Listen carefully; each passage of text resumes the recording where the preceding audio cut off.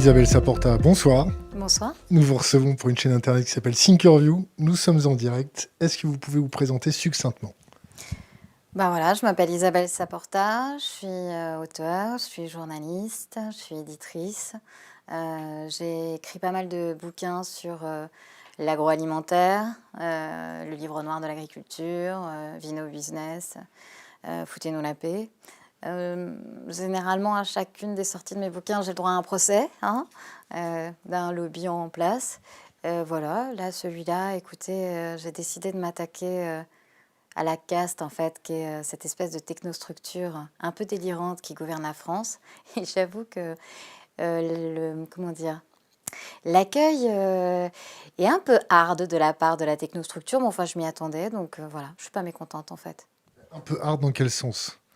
C'est-à-dire que, si vous voulez, à partir du moment où vous vous attaquez à cette caste, à cette technostructure, au fond, ils vous disent, voilà, vous êtes poujadiste, c'est du complotisme, c'est faux, en fait, tout va très bien, Madame la Marquise. Sauf qu'il y a un moment, soit on y va, on décrit comment ça se passe dans ce petit monde, et en fait, on donne ça à voir à tous nos concitoyens pour qu'enfin on soit tous conscients que ça marche comme ça, soit effectivement on se trouve une petite niche dans la caste. Il se trouve que moi ça ne m'intéresse pas et que je pense que démocratiquement on est en train de mettre la France à genoux parce que les Français ont tout à fait conscience que ça ne marche pas, quoi. Ça ne fonctionne pas, que c'est plus possible.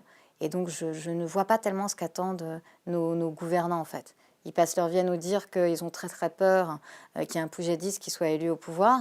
Et en fait, ils passent leur vie à leur faire la courte échelle. Donc voilà, donc je pense que soit on met les mains dans la merde, pardonnez-moi d'être grossière, et on montre un petit peu comment ça se passe, soit effectivement, je sais pas, voilà, je suis assez inquiète en fait sur l'avenir de ce pays. Si tu veux, moi, j'ai cette chance d'être éditrice. Éditrice, c'est au fond, comme ce que tu fais, c'est créer sa communauté autour de soi. Et j'ai édité, j'ai cette chance d'éditer un homme qui s'appelle Serge Morand et qui est écologue et qui travaille au CNRS depuis des années et qui depuis des années nous prédit les pestes à venir, ok? Et il y a eu le Covid.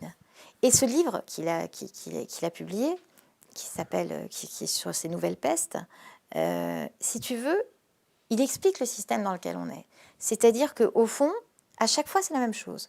À chaque fois, on se retrouve avec une chauve-souris qui se retrouve au-dessus, par exemple, d'un élevage de cochons industriels en Malaisie, dans un pays musulman, si tu veux. Pourquoi? Parce que la Chine a décidé qu'elle allait exporter ses élevages porcins industriels. Pourquoi elle n'est pas dans la forêt tropicale, ou pourquoi elle n'est pas dans la forêt la chauve-souris? Parce qu'on a déforesté. Elle se retrouve sur ses cochons, elle chie sur le cochon, elle le contamine. On est dans un élevage industriel, ça devient une bombe bactériologique, on contamine les éleveurs, on contamine les gens qui travaillent dans les abattoirs, et bim! À chaque fois, c'est la même logique. Et on le sait. Et on le sait depuis des décennies. Et au lieu de répondre à ça en disant, écoutez, en fait, l'élevage industriel, ça n'est pas possible. La déforestation, ça n'est pas possible. Il faut mettre un holà à tout ça. Qu'est-ce qu'on fait? On fait des espèces de trucs biosécuritaires. C'est-à-dire qu'on essaye de dire, ah non, mais l'élevage, il sera biosécuritaire. On va ériger des murailles. Vous verrez, il n'y aura pas un miasme qui passera. Mais les miasmes, ils passent. Hein, on a bien vu avec les labos de Wuhan ce qui s'est passé. On est dans un truc où on n'est pas capable d'assurer le biosécuritaire. Alors, arrêtons de faire ça, arrêtons de foutre en l'air la biodiversité, puisqu'on se met en danger. Là, maintenant, on le sait qu'on se met en danger mortel. Donc non, je suis catastrophée. Je suis catastrophée parce que rien ne change, parce que la déforestation continue au même rythme, parce que l'effondrement de la biodiversité, c'est hallucinant. Et on répond à quoi, ça? Macron, il a remis en place les néonicotinoïdes. C'est-à-dire que la seule petite avancée... Il a remis que sur les betteraves. Oui, enfin, que sur les betteraves. Alors, je vais reprendre parce que Jadot, il s'est fait remettre à sa place par la nana de la FNSEA. Elle a dit, la betterave, elle fait pas de fleurs, ou elle fait des fleurs tous les 2 ans, donc les abeilles, elles vont pas être touchées. Alors moi, ce que j'aimerais, c'est parce qu'elle est très intelligente, Christiane Lambert. Ou peut-être que Jadot était pas équipé pour lui tenir la dragée. Ce que j'aimerais, c'est qu'elle lise, mais je suis sûre qu'elle les connaît déjà, les travaux d'un chercheur au CNRS qui s'appelle Vincent Bretagnol. Et qui t'explique qu'aujourd'hui, en fait, ces néonicotinoïdes, ce sont souvent des semences enrobées. Que, en fait, ces pesticides, ils restent dans le sol, à 90%. Que, en fait, on s'est rendu compte en utilisant, qu'en regardant finalement avec des cultures qui ont été faites des années plus tard, que les plantes plantées des années plus tard, elles arrivaient à refaire sortir des néonicotinoïdes qui étaient restés dans le sol. Que dans l'eau... Pardon ? Dans quelle proportion ? Dans les proportions, alors tu vois, là, je n'ai pas révisé mes néonicotinoïdes avant de venir chez toi, mais demande à tes internautes de regarder Bretagnol. Si tu veux, c'était très intéressant parce que je l'avais mis dans un des précédents ouvrages, j'ai oublié les proportions. Parfois, si tu veux, sur les plantes qui étaient plantées après, hein, il y avait plus de néonicotinoïdes en teneur que ce qu'il y avait de façon initiale. Donc on ne sait pas en fait comment ça fonctionne. Ça veut dire qu'on sait que ça reste dans le sol.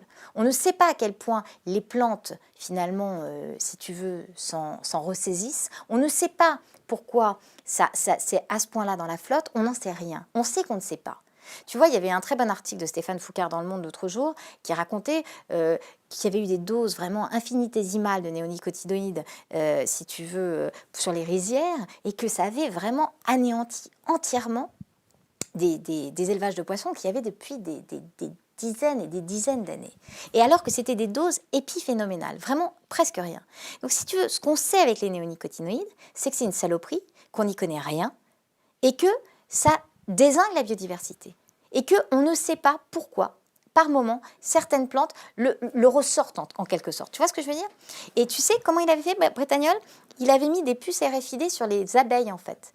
Donc le mec a été, c'est quand même pas rien, hein. On a quand même des chercheurs, ils sont extraordinaires en France. Donc c'était, tu vois, vraiment, le truc est imparable. Donc ça, elle le sait très bien, Christiane Lambert. Donc si tu veux, moi il y a un moment... Il ne le savait pas ?